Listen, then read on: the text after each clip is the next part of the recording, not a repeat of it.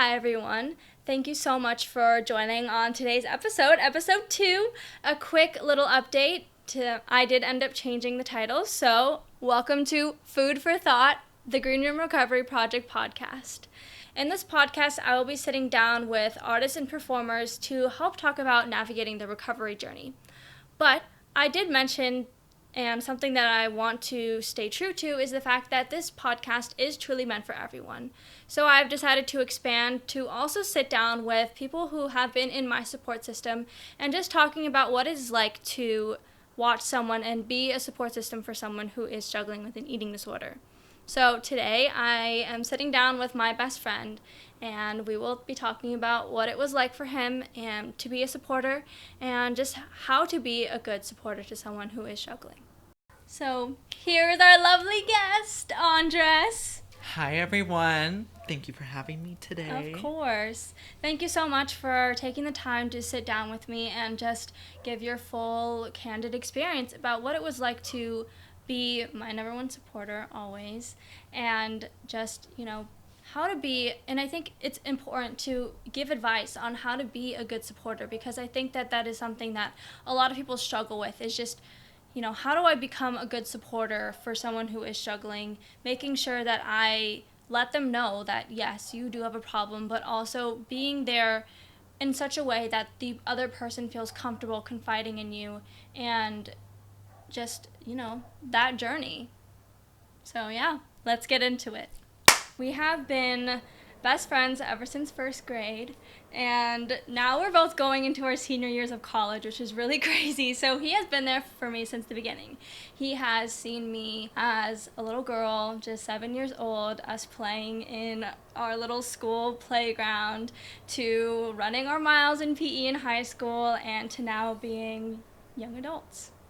So, yeah. How are Thank you for today? having me. Of course. I am great. Glad to be supporting you in this amazing project. I am so proud of how far that you have come through this journey and finally advocating for and voicing something that people just feel, I don't know. It's hard for this is a hard topic for people to come around to and put on a public platform. So to see how far you've come in such, throughout the years, to now putting this all out on a public platform, not only to help yourself in your own recovery, but to advocate and, allow someone to know that they are heard and they're not alone. For me, that's amazing, and I'm glad I can be a part of it. Yeah.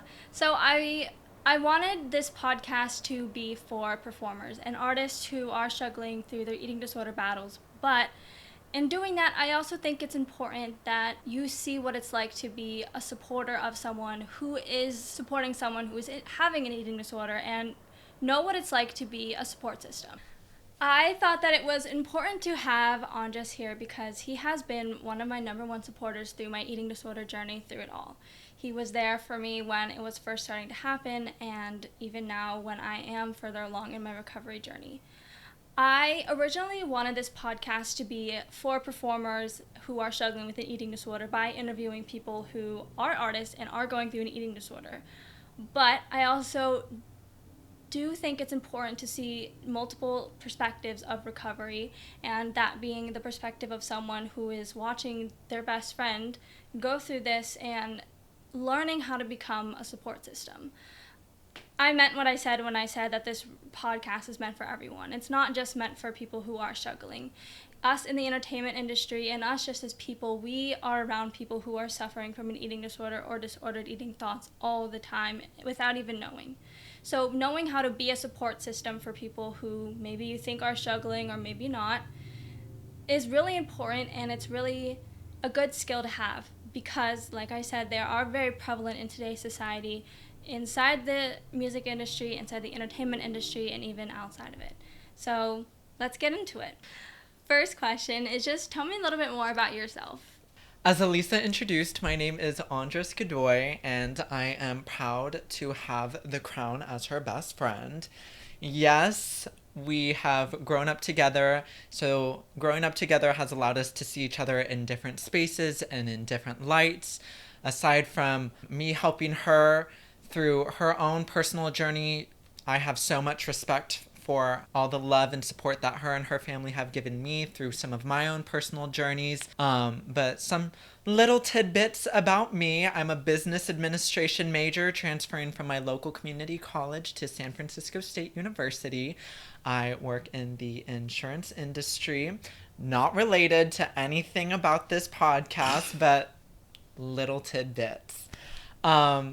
Just some fun facts about me. I'm not pursuing the arts to the full extreme of my best friend Elisa, but I am, fun fact, a tenor saxophone player. I think that was a good one. Thank you. That was a beautiful. I loved it. So tell me just a little bit more about what it was like. Okay, now we're getting deep now, and I want you to be completely honest.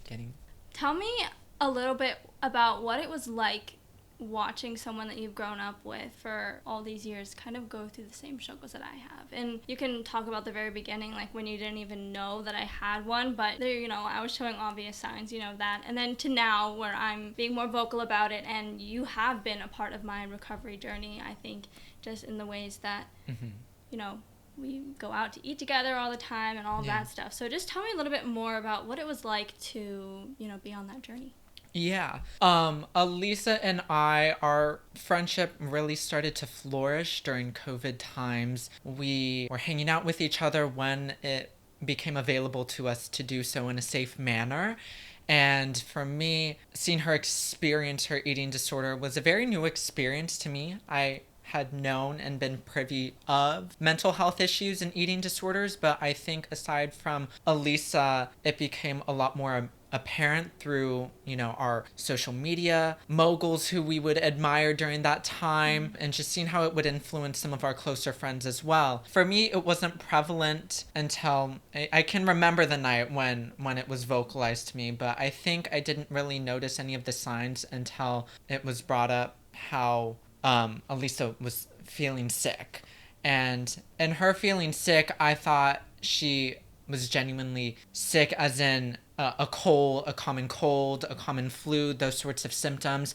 And for me, hearing that someone was sick, it took away the whole aspect of mental health and mental sicknesses to just physical what I knew growing up to be a common and natural sickness. Yeah, just like a normal, common, everyday cold. Yeah, and so for me, I mean, we were spending every day with each other during COVID. So for me, I didn't notice any sort of physical changes until, we would compare or look back at old pictures of us and then see what we look like in the present. And that's when I really started to notice how Elisa was having physical changes in her appearance. My best friend has always been a cat. She's always been a beautiful girl, and she will continue to be that gem. But for me, I think as a friend, it's easy to miss these sorts of clues that your friend or a loved one is going through something with their own mental health, because if you're seeing them as often as Elisa and I were during that time, unless it's being vocalized,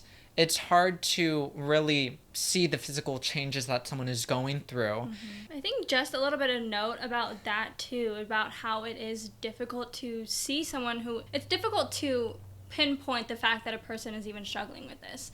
I think for me at the time, I was kind of like, I was insecure about myself and all of these things. So I always kind of played it off as like a healthy, like I'm going on a diet, whatever, and doing all of these things. I knew that, I had a problem, but I didn't want anyone else to know. So, it's really hard to pinpoint whether or not someone is struggling with these things. And at the same time, you don't want to like guess if someone's like, oh, you have an eating disorder, you know?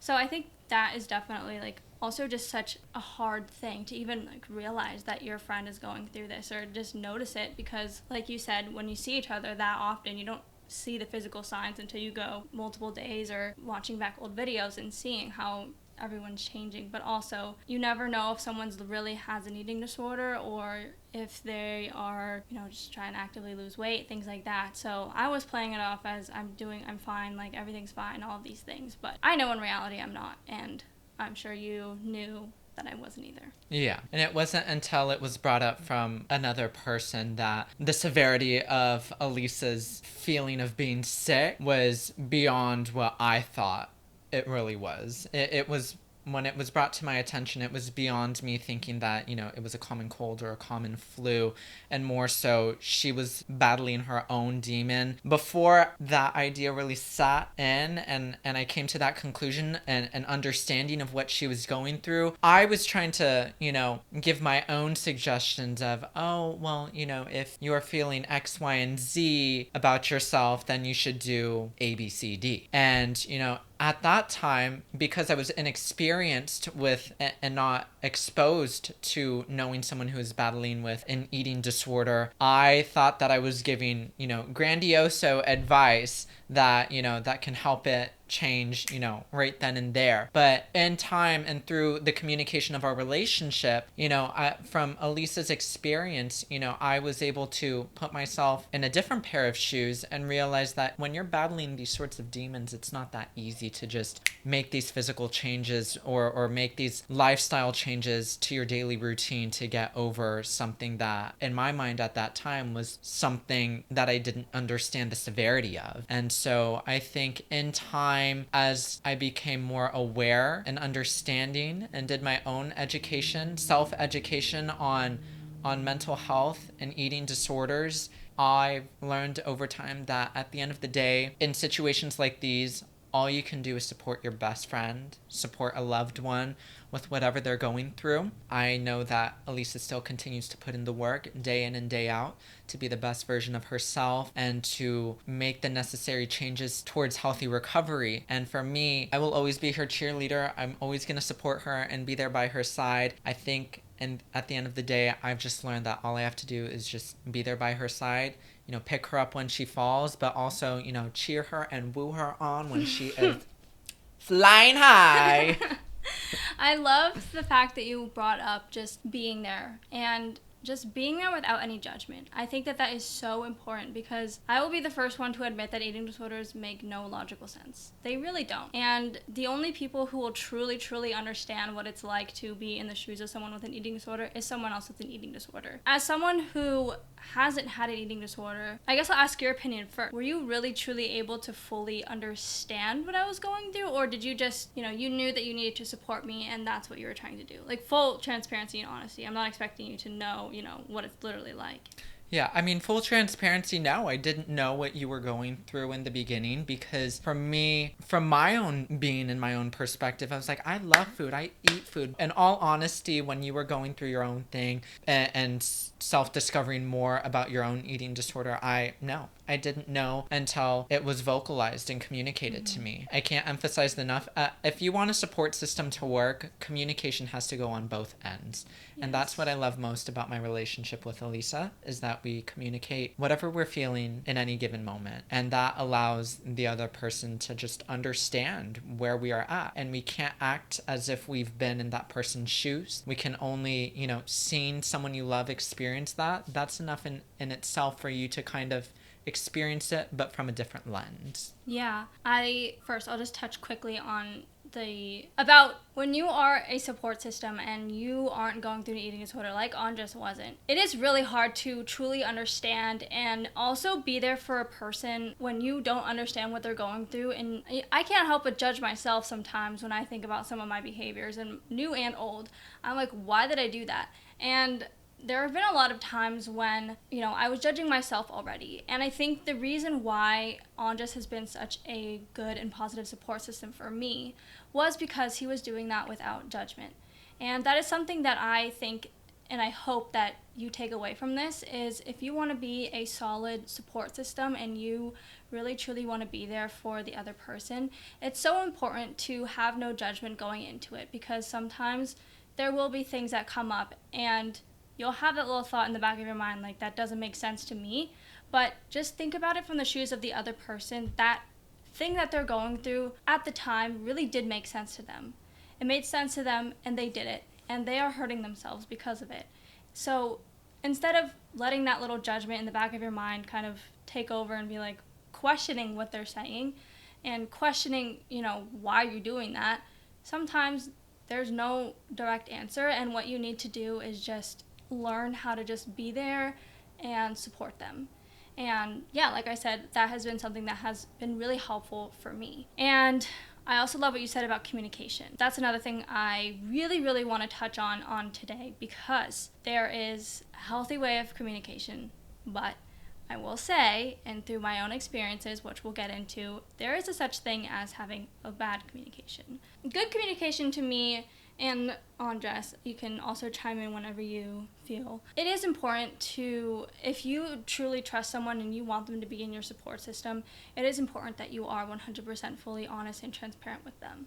And, you don't have to go into all the gory details, and it's honestly probably better that you don't, unless you know that they can handle it and they will be okay. But also, letting the other person know, hey, I'm going through this right now, and maybe this meal's a little bit harder for me. Can you just, I'm just letting you know, so if I eat a little bit slower, this is why. Or if you know that this person, struggles with bulimia or something like that, being nice and saying, hey, is it okay?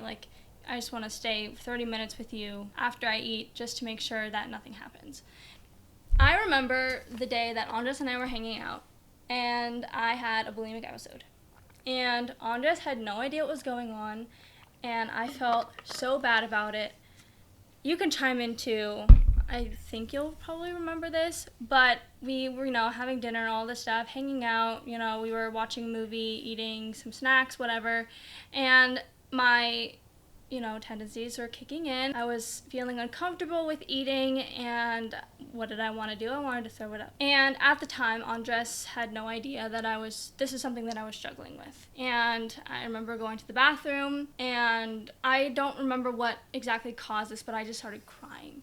Mm-hmm. I felt so bad about the fact that I was hanging out with my best friend and we were watching a movie and all of this stuff. And all that I could think about was the fact that I was eating snacks and that I needed to throw them up. I think you can, from your perspective of the story, what happened? I think when I go back to when I was referring to me finding out about Elisa's tendencies, that was actually the same exact event of when I started to figure out, or, kind of put the pieces together that something wasn't quite right. Because Elisa and I went from, spending all of our time where we would, eat all these crazy foods and watch movies, anything that was, safe within the COVID-19 healthy regulations. Mm-hmm. We were inside a lot. We were homebodies a lot. We would watch movies and we would eat unhealthy foods. And so seeing that sort of reaction from Elisa, I just thought that she was going to the bathroom. I was completely oblivious to what she was doing behind the door, until, she came back and she just seemed emotional and she just didn't seem like herself. She seemed like she was out of her body in that moment. And, seeing her in that state, it didn't seem right. Her energy had shifted from how she was before she went to the bathroom, and I was concerned. And so we cut the hangout short. And so I went home, and then, you remember I got a voice message from you, mm-hmm. and you were, emotional on the phone, and you said that you felt sick and that you didn't feel well. And so that's where I was referring her, saying that she just felt sick. And after that, I just thought, oh, she ate something. We were eating, big steaks over the summer. We were mixing a lot of foods together. Courtesy of my dad's barbecue. Courtesy of Mr. Hernandez's steak. Yes. And so, for me, I just played it off as, we're eating so much. I wouldn't put it past. Sick, people get sick. So that's all I thought of it as. But yeah, I think that was the first experience. I'm glad we both can remember that for ourselves, of that being the first experience of when the problem was starting to make its, little introduction and greetings mm-hmm. to our friendship. And for me, the guilt of what was going on, like I mentioned, it was an out-of-body experience. People who have dealt with binging and purging know that it is or just binging or just purging, it is an out-of-body experience. You cannot explain it. You just feel so completely out of your body, and it's so hard to kind of get back in. And I just felt bad about feeling separated, and I didn't know, what Andres was going to think, and I didn't know about how this is going to affect our friendship. I didn't want him to think that I was like being secretive or whatever. So I did end up opening up and, just talking a little bit more about here is what I'm struggling with and all the things. And I think at the time I was going to get help because it was getting to the point where I was binging and purging very bad. But yeah, just that's the story of how I found out and how communication has been very important, because I think that in sharing that, it did enter a new stage of our friendship and also open the door for him to fully understand what I was going through and allow him to, I think, less of trying to give advice of what to change, but just being someone to sit and listen. And that's super important, because as much as it is human nature to want to give advice, sometimes it's not always the best thing to do. Exactly. That's what I learned from that. And then just my closing note on communication. Elisa brought up a very good point of just being mindful of the things that you say around people. Of course, you should always be yourself, but I think it's also important to be aware and read the room. And, I think it's when you're in the heat of the moment, energy, people are bouncing off each other's energy. It's very easy to say things that can come across as insensitive to someone who might be struggling with something that, you could be saying with no ill intent, but, words have effects on people. Whether you're having a one-on-one conversation with someone, whether you're in a group setting, you should always feel like you should always be your own authentic self. But again, can't emphasize the importance of just being aware of your surroundings, reading the room. I think there's definitely a way of being your own authentic self, but also just having your own personal boundaries. Yeah, it's just to be mindful and be considerate of the people that you are confiding in, making sure that, I feel like people with an eating disorder low-key kind of have a sixth sense. We can kind of tell when you are struggling. I don't know what it is. I don't know if that's a me thing or an everybody thing, but that is something that I have noticed. I have been able to notice when people are struggling, and it's kind of weird to know that I'm right a lot of the time. But, if you have that little sense in you, just be mindful of what you're saying. Never include numbers. I think that is the biggest thing, because eating disorders are so competitive. I know we all have our little competitive streak when it comes to this, but please know that in doing it, you could be influencing someone else to developing an eating disorder, and you know how painful it is to have one, and you know that you don't want that pain on anyone else. So just a little tidbit about communication, super important. Be there if you are a support system. Be there, listen, be the person that they can lean on their hardest days, and also be the person that you can tell them about their best days. Yeah. Were there any times that you ever felt scared, and I want you to be completely 100% honest, and, what was going through your head in those moments?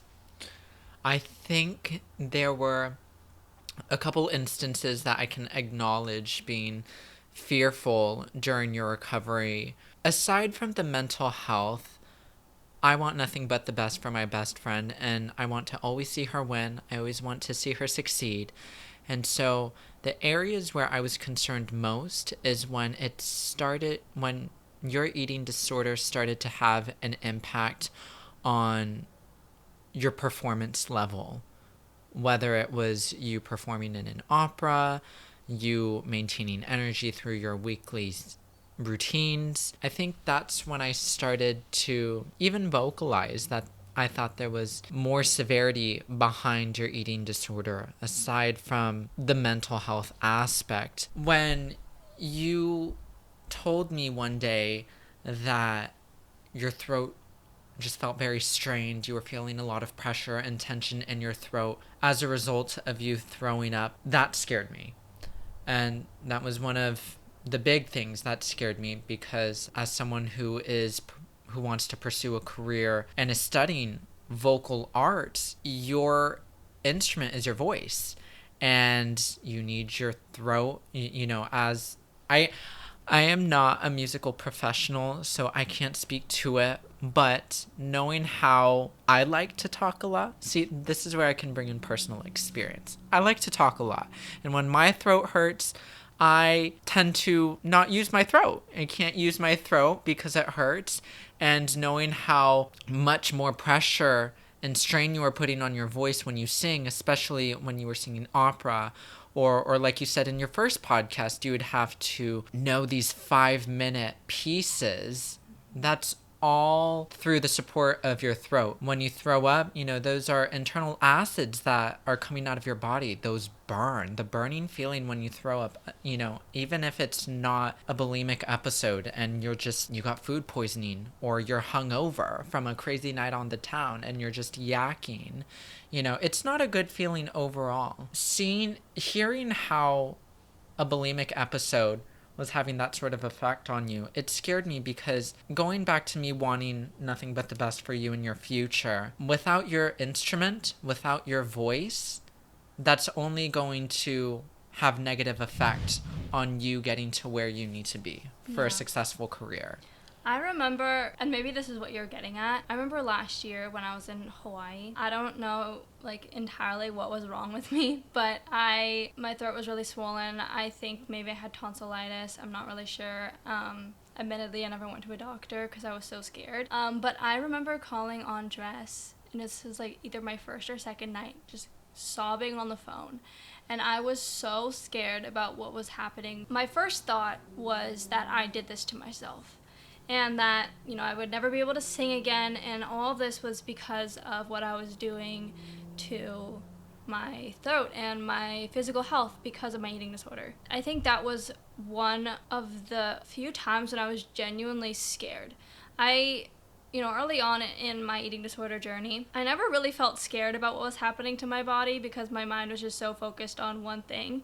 But I will say that summer and that time, I was genuinely scared that I was really messing up my voice and that I wouldn't be able to pursue a career in performing, because not only is the act of performing just a strenuous and hard thing to do, but singing also takes a lot of agility, and it takes a lot of training that if you aren't taking care of yourself, you will damage it. And I couldn't sing for almost a week, I think, and it was really difficult. I know I felt guilty because my parents paid money for me to be at this program, and here I am in this beautiful university and school in Hawaii. It's so beautiful, it's so green, and I was Beth in Little Women, and the people there with me and in my cast were so talented and so supportive, and I thought, and I was just so upset at myself for not being able to fully be present and enjoying the fact that I was there and having this experience, because this was really one of my first super professional gigs as a performer, and not only was it my first role, I had a lot of people that I wanted to impress and I needed to impress, and 3, it was just a really fun role and one that I wanted to enjoy, and I still did enjoy, even though, I was going through that at the time. But I guess my note about that is just be careful and make sure that you are taking care of your body, because before you know it, your body will give out on you and you won't be able to do the things that you love. Like for me, it was singing and performing. I know that it scared you. It scared myself. I don't know. It's also, I can't even imagine how hard it is to hear me crying over the phone, and I'm a 5-hour flight away. Exactly. For me, maybe it's the Taurus in me wanting to have control over situations. The fact that I couldn't be there, just like how Elisa is literally a 5-minute drive away from me, when she is home for summer or winter or Thanksgiving vacation, if she's in a state like that, I know that I can get in the car and just be there within the matter of minutes. But for me, as, cheerleader aside, just as a supporter and being a best friend, the fact that I couldn't be there, I think that's what hurt me. It was just a scary moment because, I knew that your reasoning for being in Hawaii was to expand your musical resume, and thank God it didn't get to a point where you needed to come back home or you couldn't perform, because there were so many factors going into it. Your parents paying for this flight, you applying and getting accepted into this program, and had things gone down the worst case scenario road, in all honesty, what would it have been for if it got to a point where you couldn't perform and you had to go home after putting all of that effort to get there. Yeah. Yeah, it was definitely scary, and I know that it wasn't just scary for myself, it was scary for everyone who I confided in about that. And I appreciate you, Andres, for being there for me, telling me that it will be okay, and doing the best that you could, even though you were a 5-hour flight away now. Just of listening and hearing me and making sure and just solidifying the fact that I wasn't alone, even though in that moment I felt very alone. And also just reorienting me and, telling me how important getting better is, and, telling me about how, if I continue down on this route, this is what's going to happen. And I think that's also another big thing, is that being a supporter of someone who is struggling with an eating disorder, I can only imagine how hard it is to listen and be there for that person, but also balancing the idea of being an enabler. Yeah. I don't know if you've ever felt like in some situations like, was I enabling this behavior? Yeah. And, what are your experiences with that? Yeah. And I'm glad you bring that up because, I feel like in a way it can be misunderstood that if you're supporting someone who has an eating disorder, and if they're not going down the route of getting that immediate help in a facility, then you're enabling their actions if you guys aren't going to those sorts of extremes for recovery. And so, there have been times where it's crossed my mind where, there's only so much I can do to be supportive, but, when I see you in these situations, part of me would feel a bit guilty in the sense that I felt like I was enabling it by not vocalizing as best as I could that I was concerned. Again, Lisa has allowed a space for me to, we know that we have a no judgment zone and a no judgment rule in our relationship. So no matter what we do, we try to come back to the point how this is coming from the goodness of our heart and not from any sort of way of putting the other person down. And I think that's where, even if you guys are in a happy mood, just confiding in each other and giving each other that reassurance that, if I, clock you on your stuff, if I tell you that I am concerned with you, I'm telling you this out of the goodness of my heart.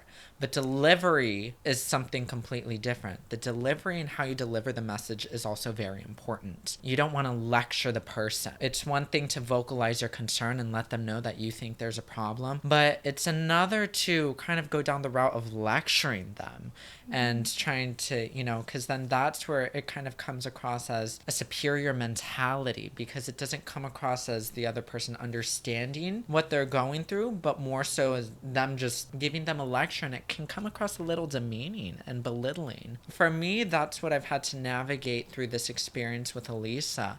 But going back to the whole enablement, I think in the beginning, and reflecting on how I was in the beginning with trying to be overly supportive with it, in a way I felt that looking back, I was enabling the things that you were doing. But I think in the present day, after that reflection that I've had with myself, I can still vocalize to you, I'm concerned.